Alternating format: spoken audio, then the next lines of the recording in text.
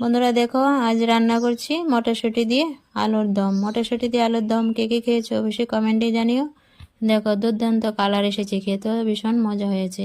তারপর দেখো মটরশুঁটি দিয়ে আজ রান্না করব বাঁধাকপি আর কিছু সবজি দিয়ে। তো বাঁধাকপির সাথে সবজি কিছু দিয়ে দিলাম, দিয়ে সম্বার দিয়ে বসিয়ে দিয়েছি।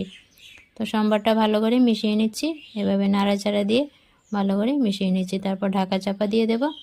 তারপর ঢাকা তুলে নাড়াচাড়া দিয়ে ভাজতে ভাজতে সবজিটা অনেকটাই হয়ে এসেছে। তারপর দিয়ে দিলাম ধনেপাতা, ধনেপাতাটা ভালো করে মিশিয়ে নেব। তরকারিটা হয়ে গেছে প্রায়, তো দিয়ে দিলাম গরম মশলার গুঁড়ো। ধনেপাতা আর গরম মশলার গুঁড়োতে কি বলবো বন্ধুরা, বাঁধাকপি তরকারিটা এত টেস্ট হয়েছে, দারুণ হয়েছে। তো এই ছিল বন্ধুরা আজকে রান্নাবান্না আর কি। তো কেমন লাগলো রান্নাবান্নাগুলি দেখে অবশ্যই কমেন্টে জানিও। লাল লাল আলুর দম হয়েছে, বাঁধাকপি হয়েছে দেখতেই পাচ্ছ, আর হয়েছে মাছের ঝোল। এই ছিল আজকে রান্নাবান্না। তো নতুন ভিডিওর সাথে আবারও আসি, ততক্ষণ আমার চ্যানেলটাকে সাবস্ক্রাইব করবো। বা